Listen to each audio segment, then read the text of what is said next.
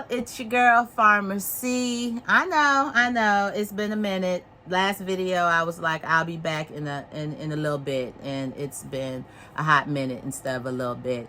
And I've just been busy, y'all. This was a stellar holiday season. We were a bit overwhelmed. The orders came in at a level that we were like, whoa.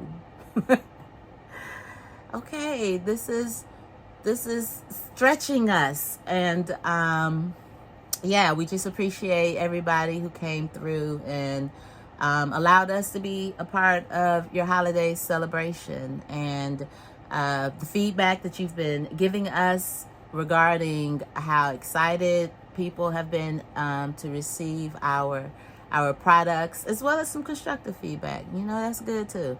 That helps us grow. So thank you. I'm doing an exciting series. So I was brought in as a participant on a NRCS, Natural Resource Conservation Services, which is an agency under the USDA, United States Department of Agriculture. Anyway, they had a grant competition, and RAFI, Rural Advancement Foundation, Inc., was one of the awardees. And I was included as a sub-grantee, a consultant, as part of this grant in order for me to create these resources to share with you, so that those of you who are currently farming, aspiring farmers rather, can learn about the resources that are available, and hopefully it will help some of you to be able to benefit from those resources. So specifically how we have been really partnering with NRCS, primarily through what they call EQIP, the EQIP program, and that is an abbreviation for, oh my gosh, Environmental Quality Incentives Program. I think. I'll make sure if it's not correct. I'll put that down below. And I have a video, I don't know which side, but I have a video on EQIP, so definitely check that out, because it'll lay a foundation for this series. It'll be helpful, I think. So I primarily have partnered to get EQIP funding for a few things on my farm. One, this lovely plan right here, which is called a CAP 138. CAP is an acronym, I guess you could say, for Conservation Activity Plan, and 138 specifies that it is for transitioning to organic. So this is my conservation activity plan supporting organic transition, and this joker ran about $4,500 or so. But fortunately, EQIP covered it for me. And so it is going to really help me partner with NRCS in a more strategic and intentional way. It's very, very detailed.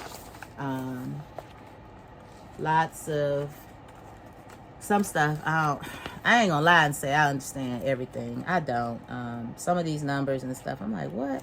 But somebody understand it, and I understand enough, and I'm really excited to have this to help guide, to help inform how we grow. So that is one way. I'm going to talk about the high tunnel, how that worked, and I did share that in that previous video, so check that out. We're going to go a little further. I'm going to bring in some farmer experts. We're going to talk about cover cropping. We're going to talk about why even use a high tunnel or different things for season extensions, like why even do that. We're going to talk about success tips for farmers in getting NRCS support. And we're going to talk about, of course, y'all know I'm a fundraiser by training. If you don't, I'm a fundraiser. We're going to talk about leveraging support, okay? We're going to talk about how to raise money for the out-of-pocket expenses, because there are out-of-pocket expenses even with the support that you could potentially get from working with NRCS. So that's going to be a series. So I have to be consistent because, you know, I gotta produce. And look, y'all, look at what I got to be able to take y'all some really good video. I got like this GoPro. I think it's GoPro Hero 10 or something like that. So if you want to learn more about fundraising for farmers, definitely stay tuned to future content. But now that I got all that out the way, okay, so make sure you subscribe. If you're serious about this farming business, then make sure you subscribe and we will talk about it in 2023. But I need to talk to y'all about these tea plants, all right? So we're going to go back in time a little bit. I'm going to take y'all with me to the tea garden.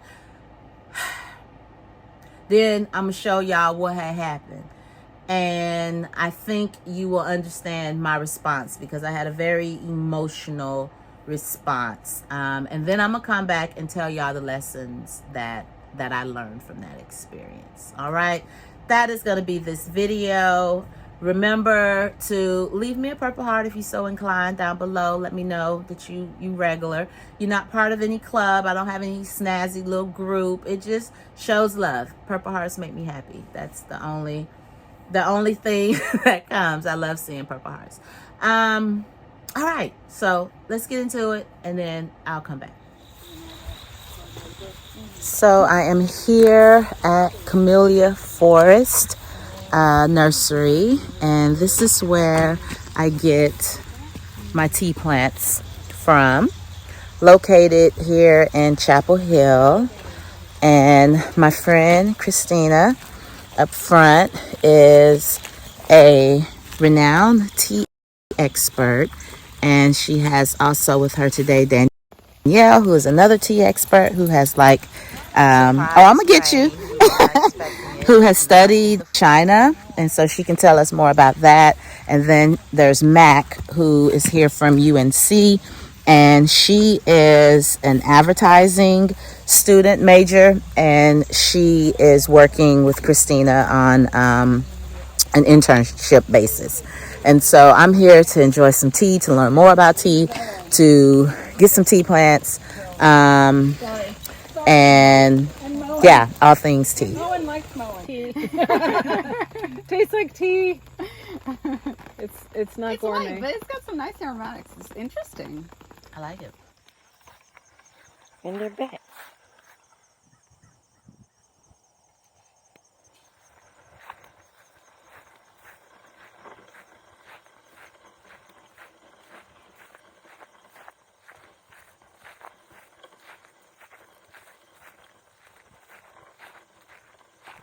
They're looking at me like, what you here for? But I got something for you.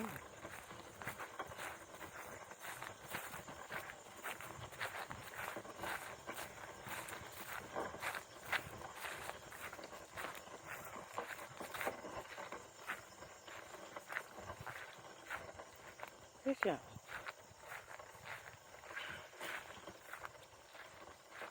Look at that. Just ran through the...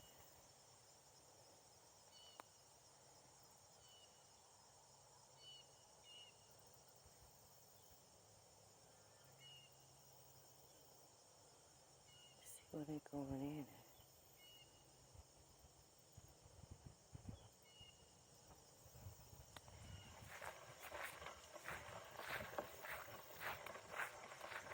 These little cheap ass fence. All these cattle. All this money.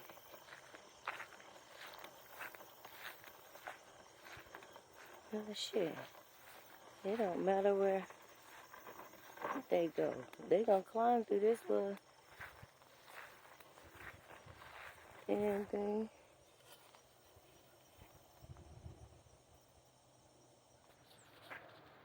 So the cows,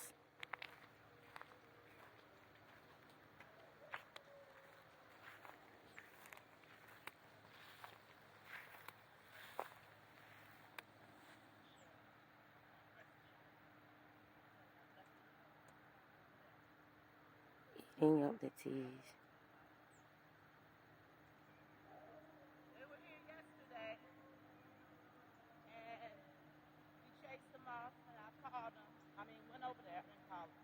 I went over there, called on them, and told them. And then they were here. They've been here several times. And yeah, get off my team. And I left them a note and told them they were eating up my plants. Gone. Some of these are not the ones that we thought were.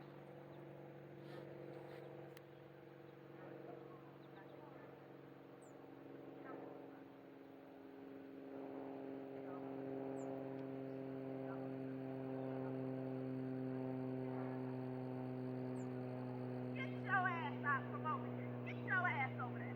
Go! You sneaky looking at you. You sitting up here looking like you found it in the field.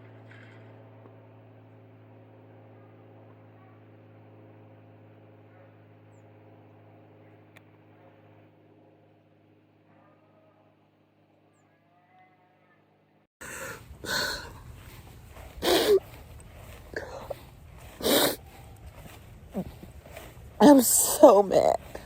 And I'm not mad at the cows. I'm mad at the owners of the cows. They're never there. Obviously, they're looking for food. If you had something over there that looked as delicious, they wouldn't be coming over here eating up my shit. Oh. And then the deputies, he didn't even put the damn thing in yesterday, the report. I'm calling back. He gave me his number to call. He's not even working today. Why give me your number if you're not even going to be there today? Bootleg ass.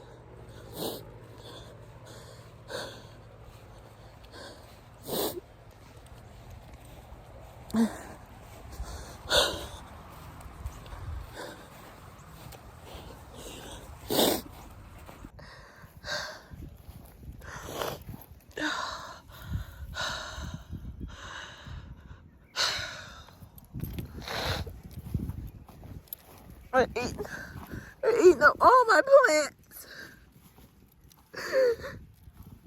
They're eating them all up.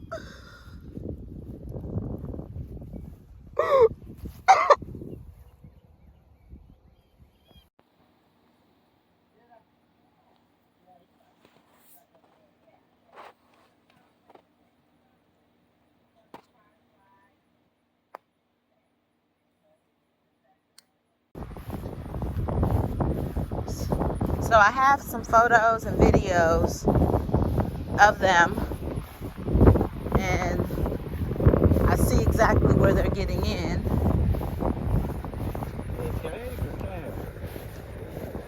They're younger. I call them teenagers. And it's a group of them.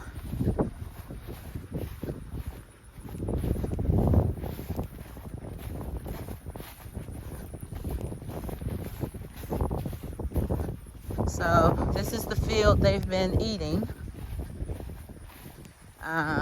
Some plants are all gone. Some have some. It's two kinds. It's Camellia sinensis, or tea plants.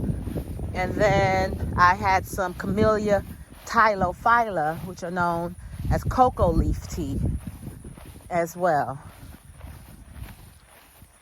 And those are basically almost all gone. That's what I have video of this morning along with. And these were very full and beautiful. Yeah. And they've eaten them all down. Sounds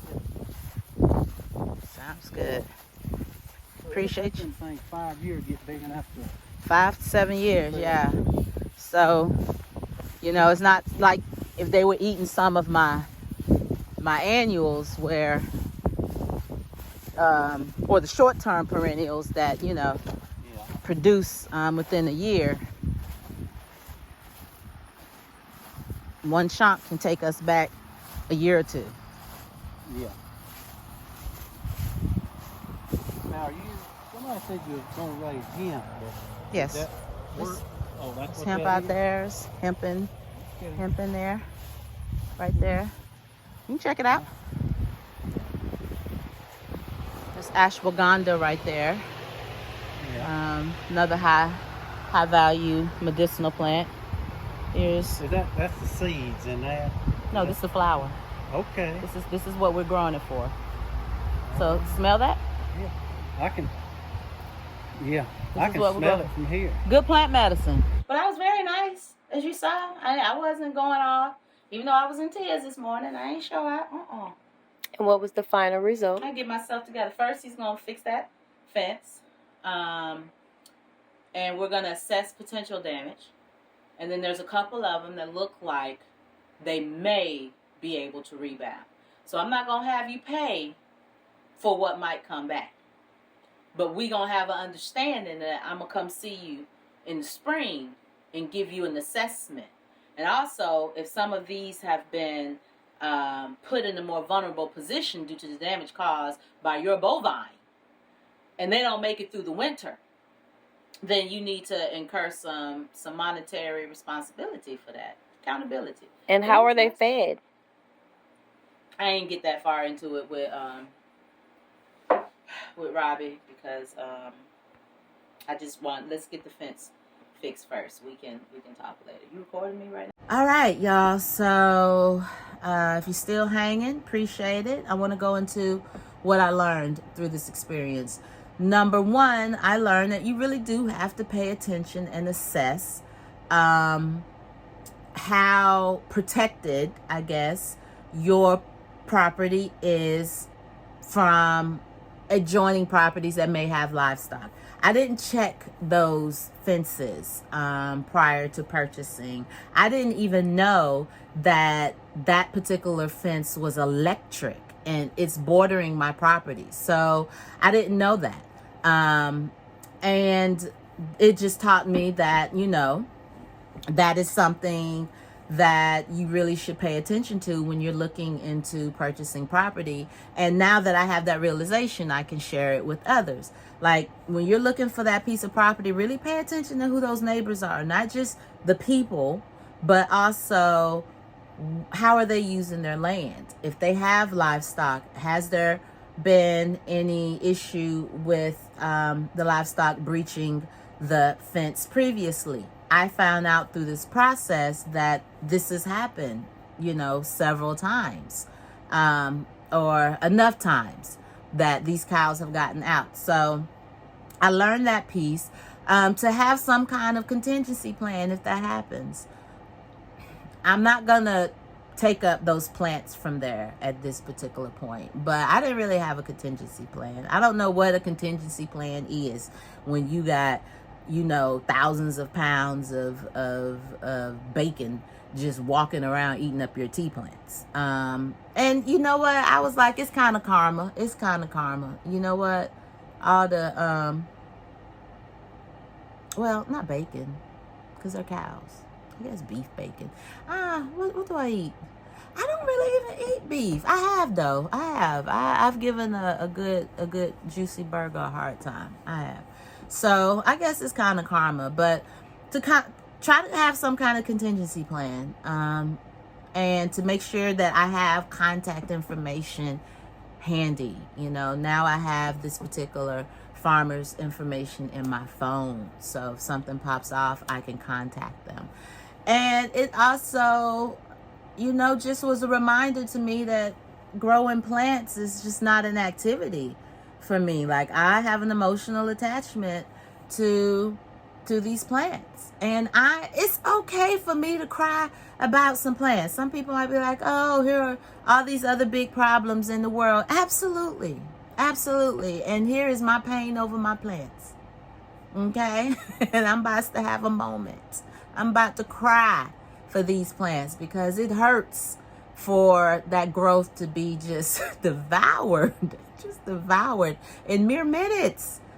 It's both amazing and it was heartbreaking. So I gave myself a moment. I sure did. But you know, they'll be replaced, and it is going to be a beautiful lush area someday. So I know that. I see it. I'm working towards it. And this was a learning experience, and I did learn. So those were my lessons. Thank you so much for joining me for this video. I hope it was helpful. I don't know how long it's going to be once I put all the other footage in there, but I hope that it's helpful and beneficial for as many of you as possible. And definitely stay tuned for the series if you're interested in figuring out how to get plans that help get resources and things of the like. Then you definitely want to stay tuned for this. Thank you again to Raffi, RaffiUSA.org. You can follow them on social media, Raffi USA. And of course, thank you to NRCS for supporting efforts such as this. I will see you in my next video. Bye.